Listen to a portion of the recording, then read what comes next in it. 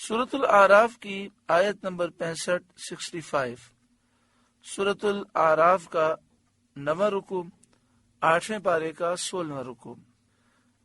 اللہ رب العالمین نے ارشاد فرمایا وَإِلَىٰ عَادٍ أَخَاهُمْ هُودًا، اور عاد کی طرف ان کی برادری سے ہود کو بھیجا۔ عاد کی دو قسمیں ہیں، ایک عاد اولا ہے، دوسری عاد ثانیہ ہے۔ یہاں مراد عاد اولا ہے،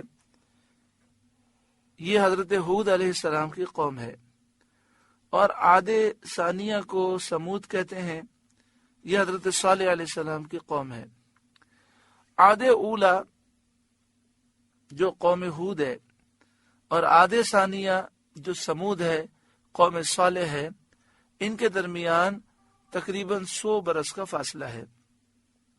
قال یا قوم اعبدوا اللہ ما لکم من الہ غیرہ، حضرت ہود علیہ السلام نے فرمایا اے میری قوم، اللہ کی بندگی کرو، اس کے سوا تمہارا کوئی معبود نہیں، اس کے سوا کسی کی پوجا نہ کرو۔ افلا تتقون، تو کیا تمہیں ڈر نہیں، اللہ کے عذاب سے تم نہیں ڈرتے؟ قال الملأ الذین کفروا من قومہ، اس کی قوم کے سردار بولے انا لنراک فی سفاہہ، بے شک ہم تمہیں بے وقوف سمجھتے ہیں، وَإِنَّا لَنَظُنُّكَ مِنَ الْكَاذِبِينَ، اور بے شک ہم تمہیں جھوٹوں میں گمان کرتے ہیں۔ نعوذ باللہ من ذالک۔ حضرت ہود علیہ السلام کی قوم نے آپ سے کہا کہ ہم آپ کو بے وقوف سمجھتے ہیں اور جھوٹا سمجھتے ہیں، یعنی آپ جو رسالت کا دعویٰ کر رہے ہیں وہ سچا نہیں ہے۔ قال یا قوم لیس بی سفاہہ، آپ نے فرمایا اے میری قوم، مجھے بے وقوفی سے کیا علاقہ، بے وقوفی سے میرا کوئی تعلق نہیں ہے، میں ہرگز بے وقوف نہیں ہوں۔ وَلَكِنِّي رَسُولٌ مِّن رَّبِّ الْعَالَمِينَ، میں تو پروردگار عالم کا رسول ہوں۔ أُبَلِّغُكُمْ رِسَالَاتِ رَبِّي، تمہیں اپنے رب کی رسالتیں پہنچاتا ہوں، اپنے رب کے پیغام تمہیں پہنچاتا ہوں۔ وَأَنَا لَكُمْ نَاصِحٌ أَمِينٌ، اور میں تمہارا معتمد خیر خواہ ہوں۔ ناصح خیر خواہ، امین معتمد قابل بھروسہ۔ اب دیکھیں پچھلے رکوع میں بھی آپ نے سماعت کیا کہ نوح علیہ السلام کی کس طرح بے ادبی کی کافروں نے جب آپ انہیں سمجھانے کے لیے گئے، اور انہوں نے کہا کہ ہم آپ کو گمراہی میں سمجھتے ہیں، لیکن آپ نے جواب کتنا پیارا دیا۔ آپ نے فرمایا میرا گمراہی سے کوئی تعلق نہیں، میں اللہ کا رسول ہوں، میں تمہیں رب کے پیغام پہنچاتا ہوں، میں تمہارا خیر خواہ ہوں، میں تمہارا بھلا چاہتا ہوں، اور میں وہ جانتا ہوں جو تم نہیں جانتے۔ یہاں بھی آپ دیکھیں کہ انہوں نے کیسی بے ادبی کی، کہا کہ ہم آپ کو بے وقوف سمجھتے ہیں، ہم آپ کو جھوٹا سمجھتے ہیں۔ کفار کا حضرت ہود علیہ السلام کی جناب میں یہ گستاخانہ کلام کہ تمہیں بے وقوف سمجھتے ہیں، جھوٹا گمان کرتے ہیں، انتہا درجے کی بے ادبی اور کمینگی تھی، اور وہ مستحق اس بات کے تھے کہ انہیں سخت ترین جواب دیا جاتا، مگر آپ نے اپنے اخلاق اور ادب اور شان حلم سے، برداشت کی شان سے جو جواب دیا، اس میں شان مقابلہ ہی نہ پیدا ہونے دی، اور ان کی جہالت سے چشم پوشی فرمائی۔ اس سے دنیا کو سبق ملتا ہے کہ بے وقوف لوگ، سفہا اور بد خصلت لوگوں سے اس طرح بات کرنی چاہیے۔ ماحذا آپ نے اپنی رسالت، خیر خواہی اور امانت کا ذکر فرمایا۔ اس سے مسئلہ معلوم ہوا کہ اہل علم اور اہل کمال کو ضرورت کے موقع پر اپنے منصب اور اپنے کمال کا اظہار کرنا جائز ہے۔ یعنی حضرت ہود علیہ السلام اپنا پیغام انہیں دینا چاہتے تھے، انہوں نے بے ادبی کی، آپ غصے نہیں ہوئے، اور آپ نے کوئی سخت جواب نہیں دیا، بلکہ آپ نے ان کی جہالت سے صرف نظر فرمائی اور اپنی بات آپ نے ان تک پہنچائی۔ وہ تو نبی ہیں، کیا مقام و مرتبہ ہے۔ ہمیں سوچنا چاہیے کہ ہم کسی کو سمجھانے کے لیے جاتے ہیں اور کوئی سامنے سے غلط جواب دے دیتا ہے تو بجائے سمجھانے کے ہم اتنا غصے میں آ جاتے ہیں کہ پھر جس بات کو ہم سمجھانے کے لیے گئے تھے وہ بات تو ادھر ہی رہ جاتی ہے۔ تو یہ شیطان کا بڑا وار ہوتا ہے۔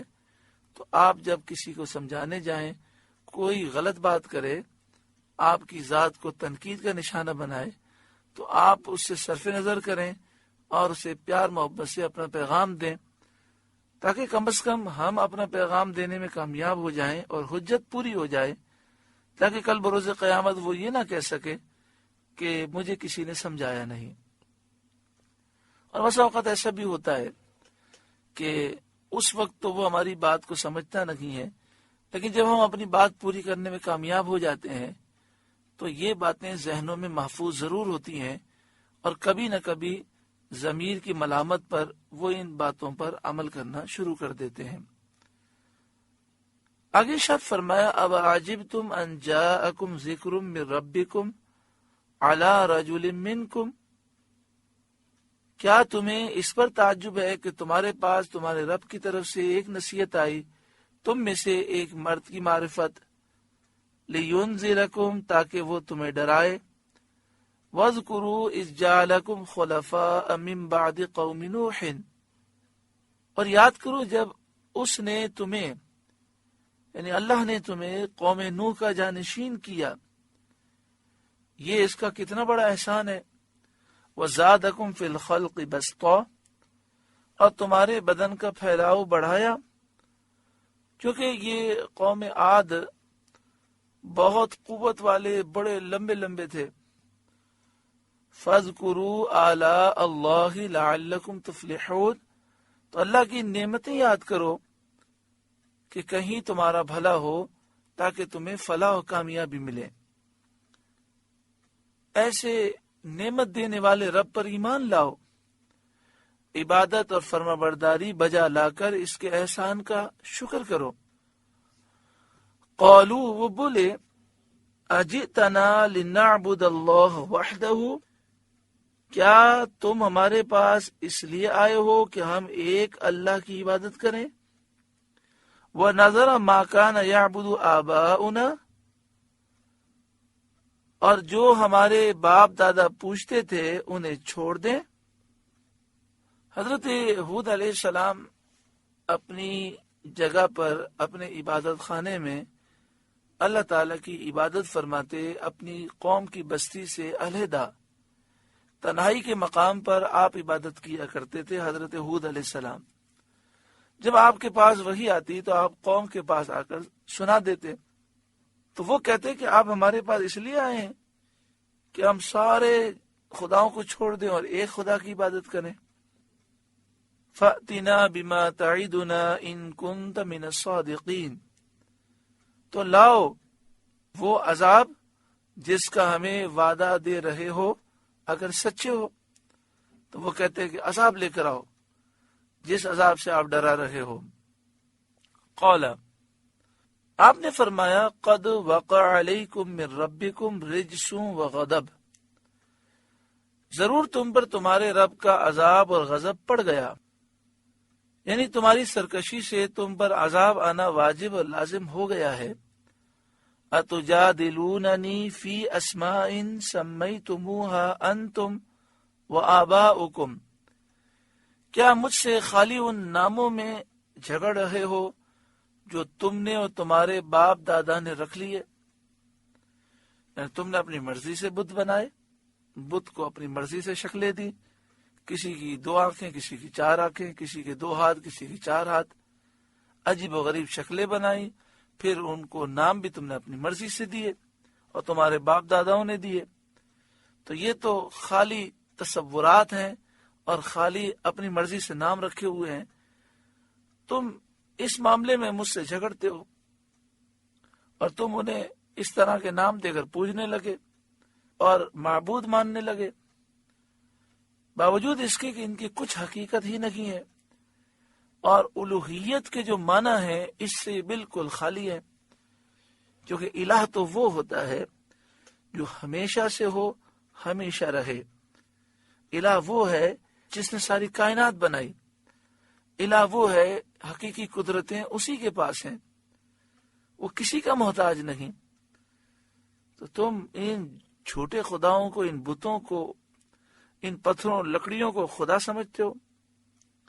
اتجادلوننی فی اسماء سمیتموہا انتم وآباؤکم، کیا مجھ سے خالی ان ناموں میں جھگڑ رہے ہو جو تم نے اور تمہارے باپ دادا نے رکھ لیے؟ ما نزل اللہ بہا من سلطان، اللہ نے ان کی کوئی سند دلیل نہ اتاری۔ فانتظروا، تو راستہ دیکھو، عذاب الہی کا انتظار کرو۔ انی معکم من المنتظرین، میں بھی تمہارے ساتھ انتظار کرنے والا ہوں، میں بھی تمہارے ساتھ راستہ دیکھتا ہوں۔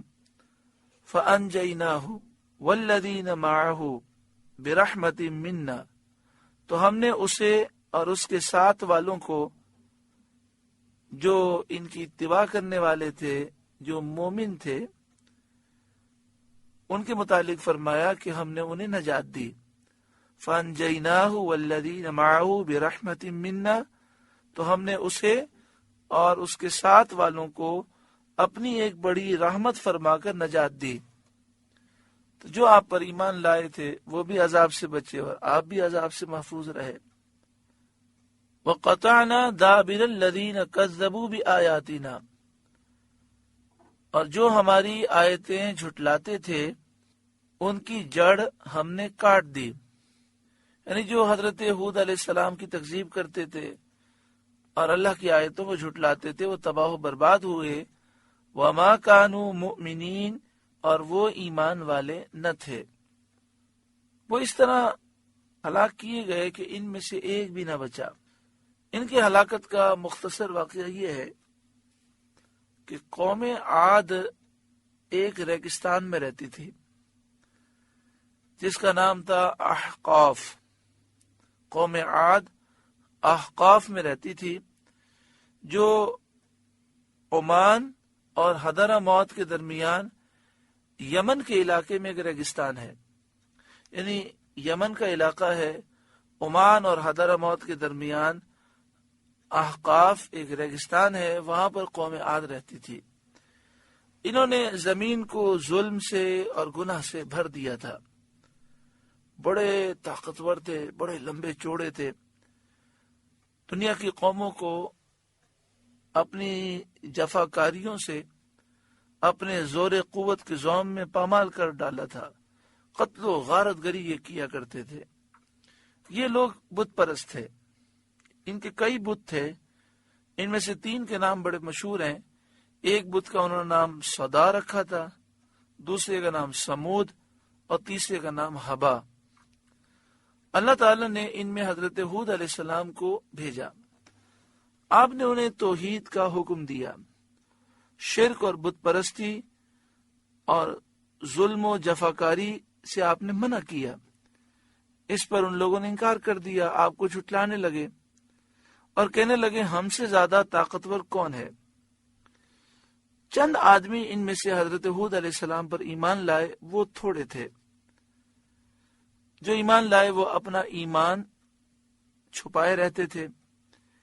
ان مومنین میں سے ایک شخص کا نام تھا مرثد بن سعد، یہ اپنا ایمان چھپا کر رکھتا تھا۔ جب قوم نے سرکشی کی اور اپنے نبی حضرت ہود علیہ السلام کی تکذیب کی اور زمین میں فساد کیا اور ظلم میں یہ بہت آگے بڑھ گئے اور بڑی مضبوط عمارتیں انہوں نے بنائی، معلوم ہوتا تھا کہ انہیں گمان ہے کہ وہ دنیا میں ہمیشہ ہی رہیں گے۔ جب ان کی نوبت یہاں تک پہنچی تو اللہ تعالیٰ نے بارش روک دی، 3 سال بارش نہ ہوئی۔ اب وہ بہت مصیبت میں مبتلا ہوئے۔ اس زمانے میں دستور یہ تھا کہ جب کوئی بلا یا مصیبت نازل ہوتی تھی تو لوگ بیت اللہ شریف میں حاضر ہو کر اللہ تعالی سے اس کو دور کرنے کی دعا کرتے تھے۔ اسی لیے ان لوگوں نے ایک وفد بیت اللہ کو روانہ کیا۔ اس وفد میں مرثد بن سعد بھی تھے۔ مرثد بن سعد تو مومن تھے، لیکن اپنا ایمان چھپائے ہوئے تھے، تو ان کے ساتھ گئے۔ اس زمانے میں مکہ مکرمہ میں عمالیق کی سکونت تھی، یہ قبیلہ وہاں رہتا تھا۔ ان لوگوں کا جو سردار تھا اس کا نام تھا معاویہ بن بکر۔ معاویہ بن بکر کے خاندان کا ایک حصہ قوم عاد میں تھا۔ اس کی ماں کی طرف کا جو خاندان تھا وہ قوم عاد میں تھا، اور اسی علاقے سے یہ وفد مکہ مکرمہ کے حوالی میں معاویہ بن بکر کے یہاں مقیم ہوا۔ یعنی خلاصہ یہ ہوا کہ معاویہ بن بکر مکہ شریف میں عمالیق کا سردار تھا، اور اس کی ماں کی طرف کا جو خاندان تھا وہ قوم عاد میں تھا۔ تو اس کی ماں کی طرف کا جو خاندان جہاں رہتا تھا وہیں سے ایک وفد آیا تھا، تو اس نے اس وفد کی مہمان نوازی کی۔ اس نے ان لوگوں کا بہت اکرام کیا، بہت خاطر مدارت کی۔ یہ لوگ وہاں شراب پیتے، کنیزوں کا ناچ دیکھتے تھے۔ اس طرح انہوں نے عیش و عشرت میں 1 مہینہ گزار لیا۔ معاویہ بن بکر کو یہ خیال آیا کہ یہ لوگ تو آرام میں پڑ گئے اور قوم کی مصیبت کو بھول گئے۔ جو وہاں گرفتار بلا ہے، یہ تو یہاں دعا کرنے آئے تھے اور یہ کن چکروں میں پڑ گئے۔ مگر معاویہ بن بکر کو یہ خیال بھی تھا کہ اگر وہ ان لوگوں سے کچھ کہے گا تو شاید یہ خیال کریں گے کہ اب اس کو میزبانی گراں گزرنے لگی ہے، یعنی وہ یہ سمجھیں گے کہ یہ مہمان نوازی کر کے تھک گیا اور ہمیں یہاں سے بھگانا چاہتا ہے۔ اس لیے اس نے ایک گانے والی کنیز کو ایسے اشعار سکھا دیے جن میں قوم عاد کی بدحالی کا ذکر تھا، اس بات کا ذکر تھا کہ 3 سال گزر گئے، بارش نہیں ہوئی، بھوکے ہم مر رہے ہیں، ان کی حاجت کا تذکرہ تھا۔ جب کنیز نے وہ نظم گائی تو ان لوگوں کو یاد آیا کہ ہم اس قوم کی مصیبت کی فریاد کرنے کے لیے مکہ مکرمہ بھیجے گئے تھے۔ اب انہیں خیال ہوا کہ حرم شریف میں داخل ہو کر قوم کے لیے بارش برسنے کی دعا کریں۔ اس وقت مرثد بن سعد نے اپنے ایمان کا اظہار کیا، اور انہوں نے کہا کہ اللہ کی قسم تمہاری دعا سے پانی نہ برسے گا، لیکن اگر تم اپنے نبی کی اطاعت کرو گے، اللہ تعالی سے توبہ کرو گے تو بارش ہوگی۔ ان لوگوں نے مرثد کو چھوڑ دیا اور خود خانہ کعبہ میں جا کر دعا کرنے لگے۔ اللہ تعالیٰ نے 3 بادل بھیجے، ایک سفید رنگ کا تھا، ایک لال کلر کا، اور ایک جو ہے کالے کلر کا۔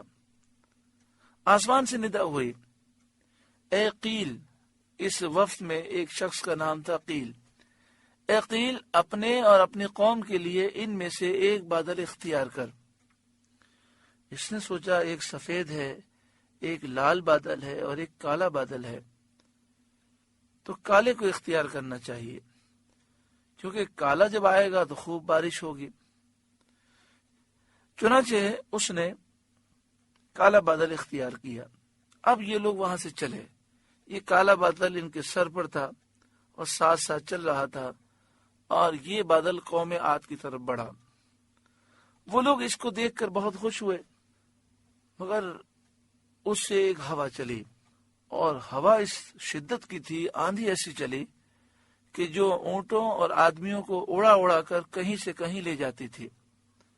یہ دیکھ کر وہ لوگ اپنے گھروں میں داخل ہوئے اور اپنے دروازے انہوں نے بند کر لیے، مگر ہوا کی تیزی سے بچ نہ سکے۔ اس نے دروازے بھی اکھیڑ دیے اور ان لوگوں کو بھی ہلاک کر دیا۔ یہ ہوا سرکل میں، دائرے میں چلتی تھی۔ انداز یہ تھا کہ نیچے سے لوگوں کو اٹھاتی، آسمان کی بلندی پہ لے جاتی اور اوپر سے زمین پر پٹکتی، اور اس ہوا کے اندر ایسی تاثیر تھی کہ یہ ایسے ہلاک ہوئے کہ یہ اور ان کی ساری چیزیں گل سڑ گئیں، کہ اس کے بعد اگر کوئی دیکھتا تو اسے یہ محسوس ہوتا کہ صدیاں گزر گئیں، یہاں کوئی قوم رہتی تھی۔